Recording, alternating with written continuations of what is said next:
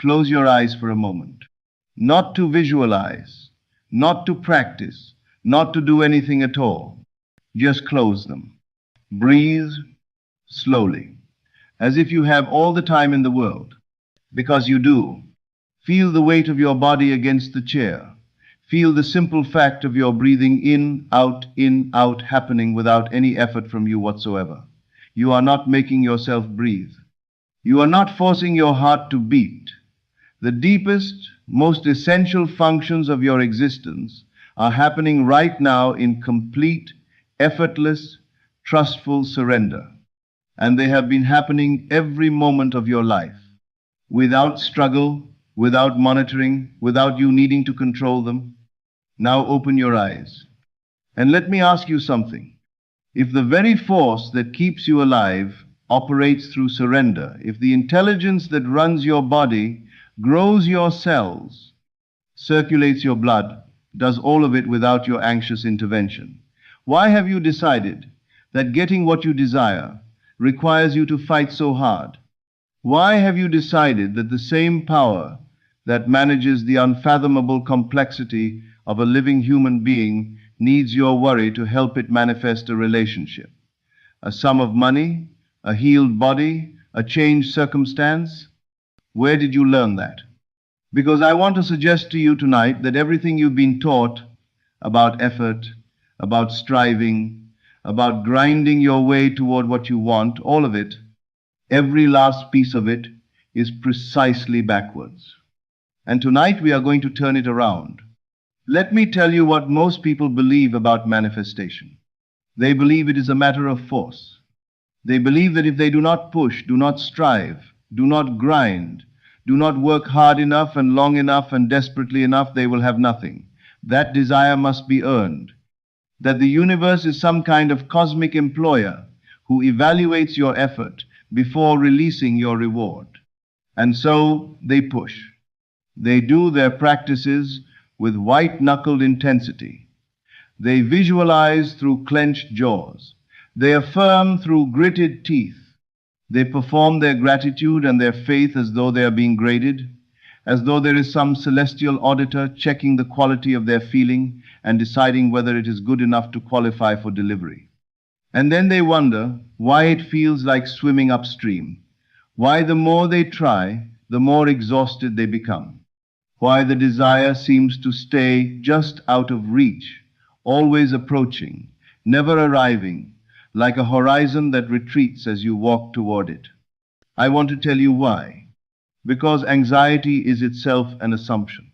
When you strive toward something with urgency, with desperation, with the grinding energy of someone who needs to make something happen, underneath all that effort is a belief. A deep, structural, fully operative belief. It is not yet done. That is what all that striving is saying. Every anxious visualization, every desperate affirmation, every frantic technique performed from a place of need, all of it is broadcasting with perfect clarity the assumption that the desire is still absent, still pending, still out there somewhere, waiting to be earned, to be deserved, to be wrestled into existence. And consciousness, which is the only creative force in the universe, which creates not from what you perform, but from what you assume, hears that, and faithfully, precisely, without judgment or mercy, delivers more of the same.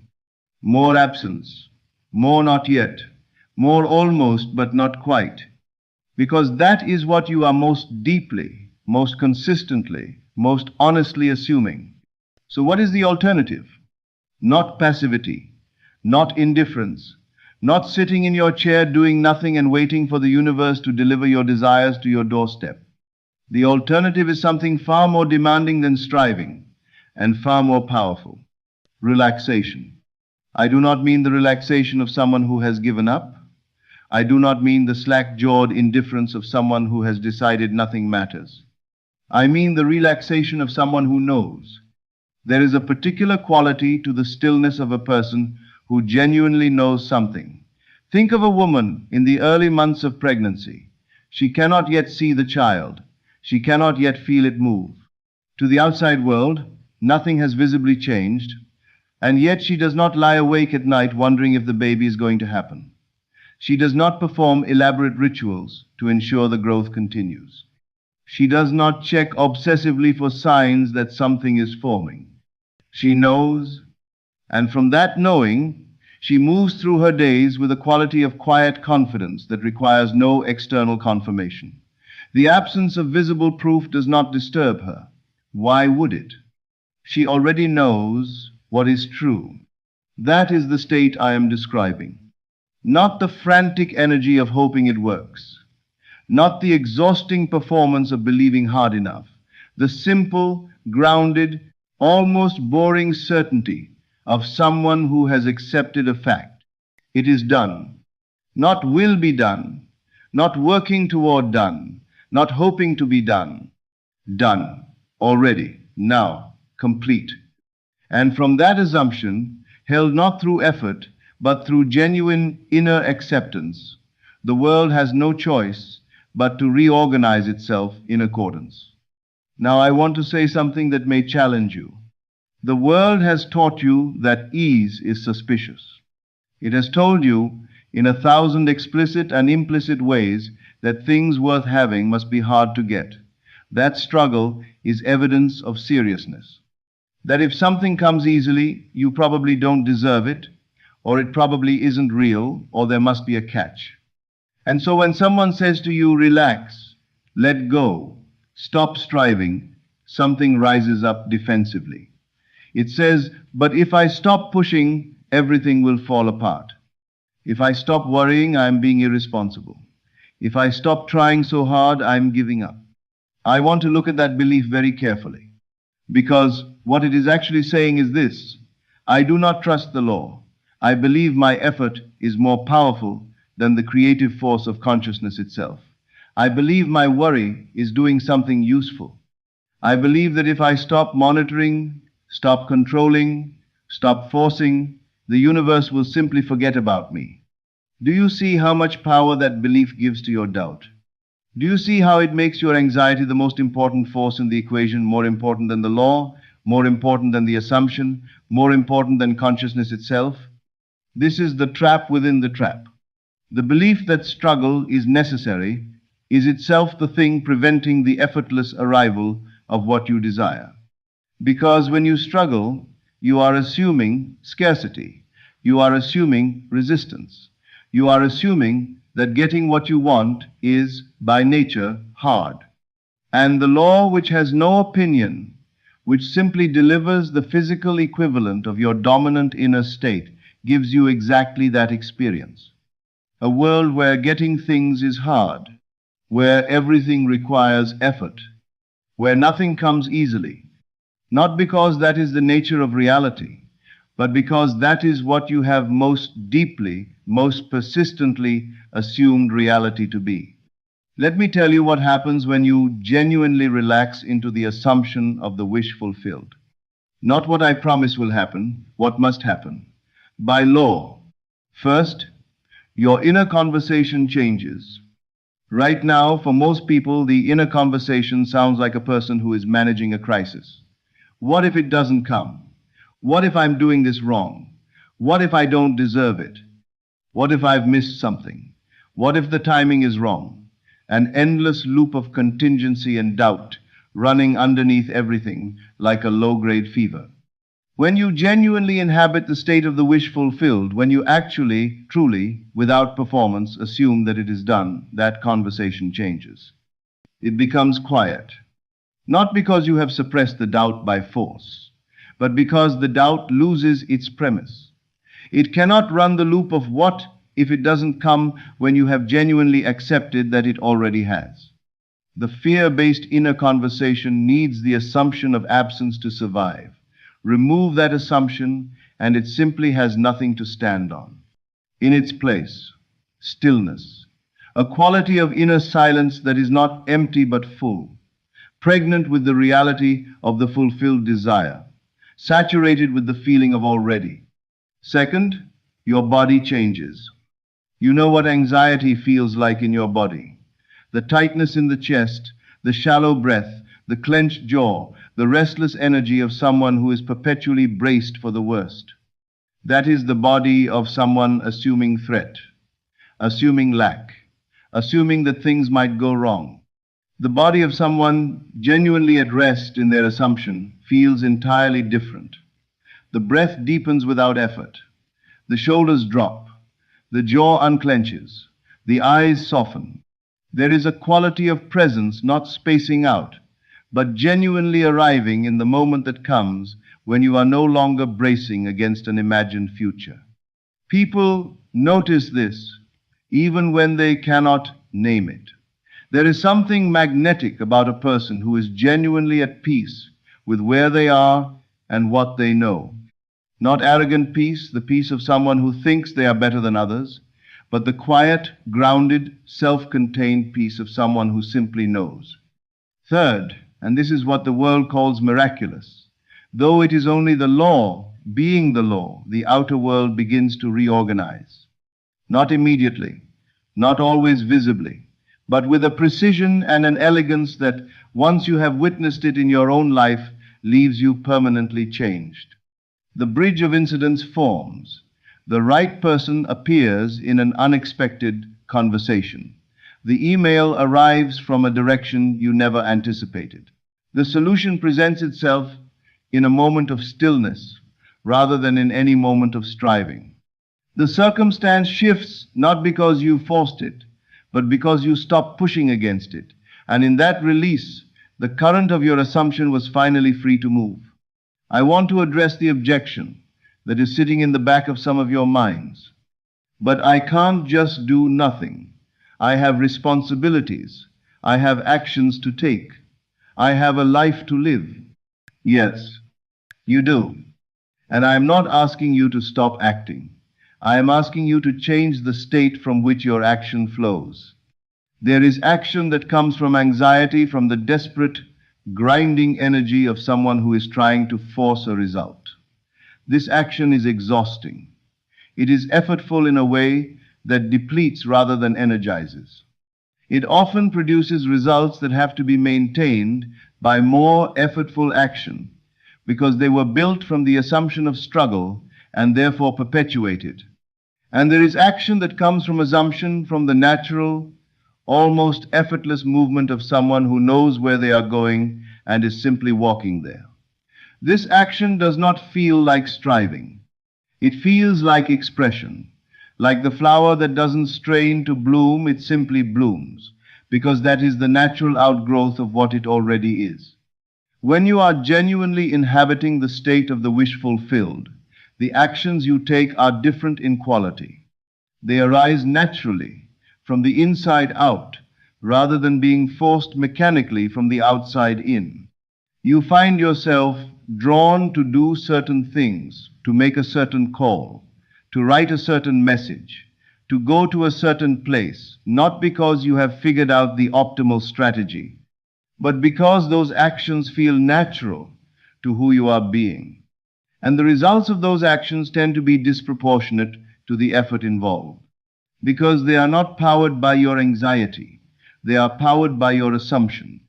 And assumption is a far more efficient engine than effort. Let me say something about the harvest. When a farmer plants seeds, he does not dig them up every day to check whether they have germinated. He does not lie awake at night wondering if the seeds are growing. He does not perform elaborate rituals over the soil to try to accelerate the growth. He plants, and then he trusts the process.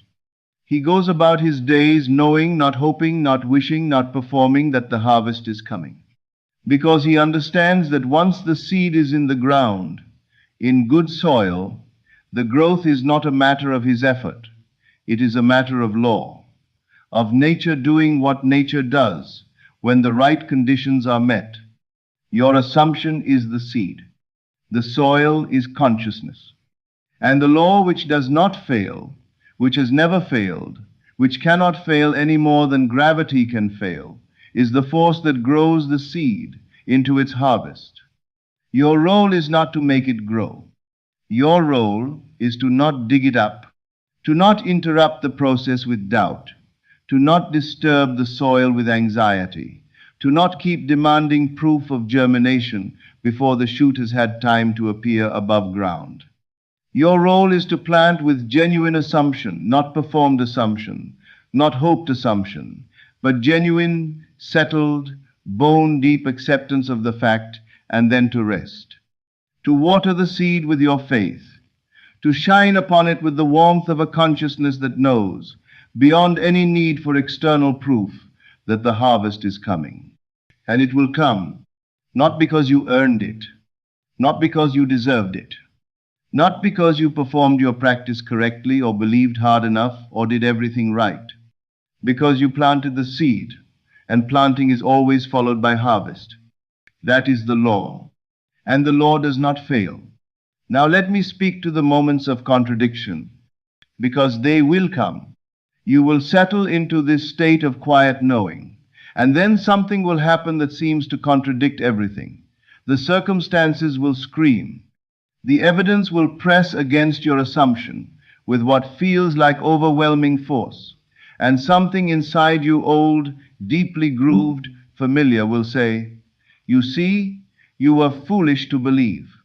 Look at what's actually happening." In that moment, you will be given a choice. You can react. You can take the bait of appearances. You can let what you see determine what you assume. You can abandon the state and descend back into the anxiety and striving that feels, at least, like doing something. Or you can do something far harder and far more powerful. You can remain. You can look at what appears to be contrary evidence and say quietly, privately, with the certainty of someone who understands how the law works, "This is old data. This is the echo of a prior state. This is not the current creative force in my life. I see it, I acknowledge it, and I refuse to let it determine my assumption." And then you return to the stillness, to the knowing, to the acceptance of the wish fulfilled. Not frantically, the return itself should be relaxed. A gentle coming back, like refocusing your eyes. "Oh, I drifted. Here is the state. I am here again." And you settle. And the law, which never stopped working, continues its work. Every time you make this choice to remain in the state rather than react to the appearance, you do something profound. You demonstrate to your own consciousness that your inner knowing is more real to you than your outer circumstances. And consciousness, registering this choice, deepens the assumption. It becomes more embedded, more automatic, more yours, until eventually, and this day comes, if you are faithful, the appearances simply stop moving you. Not because you have become indifferent, but because your inner knowing has become so solid, so settled, so completely your home, that the outer noise simply cannot reach where you live. That is what mastery looks like. Not the triumphant performance of someone who has conquered their doubt. The quiet, unhurried stillness of someone who has simply outgrown the need for external proof. There is a word I want to give you: Sabbath. In its oldest, deepest meaning, the Sabbath is not a day of the week. It is a state of consciousness. It is the holy rest that follows completion. The stillness of the seventh day after the work of creation is done, when the Creator rests in the finished reality of what has been made. "It is good," said the voice of creation. "It is finished," and rested. Not because there was nothing more to do, but because the work of consciousness was complete. The assumption had been made, the seed had been planted, the inner reality had been established. And then rest. This is your invitation tonight, to enter your own Sabbath, to say of your desire, of your fulfilled state, of the reality you have claimed in consciousness, "It is done, it is finished, it is good," and to rest there, not to monitor, not to check, not to strategize or force or perform, to simply rest in the knowing that it is complete. This is not the rest of someone who has given up. It is the rest of someone who has accomplished the only thing that ever needed accomplishing. The inner shift, the acceptance of the end, The assumption, held with genuine, settled, peaceful conviction, that the desire is already done in consciousness, and that consciousness is the only reality there is. Everything else is merely the echo catching up. So let me give you something practical to carry out of here tonight. Not a technique, a question. How would I feel if I knew, beyond any doubt, that what I desire is already done? Not how would I feel if I saw proof? Not how will I feel when it arrives? How would I feel right now if I simply knew the way I know my own name, the way I know what city I live in, that it is already complete in consciousness and therefore inevitable in form? Sit with that question. Not to find the right intellectual answer, but to find the feeling, the actual felt sense of what that knowing would be like in your body, in your breath, in the quality of your inner silence. And then this is everything be that. Not perform it, not display it. Be it. Let it change your breath. Let it soften your jaw. Let it slow your walk and deepen your voice and quiet the urgency in your eyes.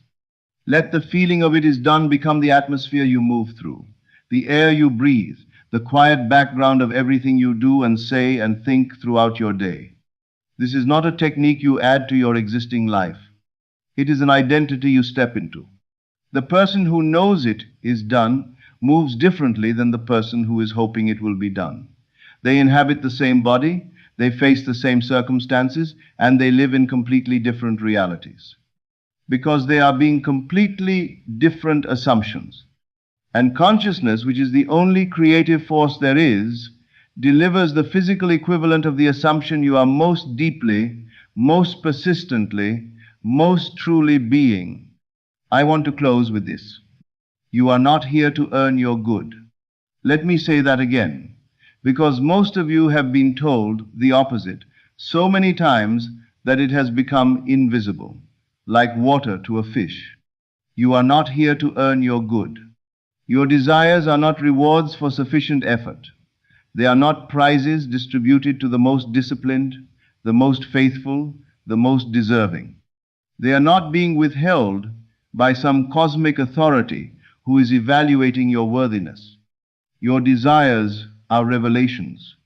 They are signs, precise, personal, intimate signs of what already exists as your inheritance in the realm of consciousness.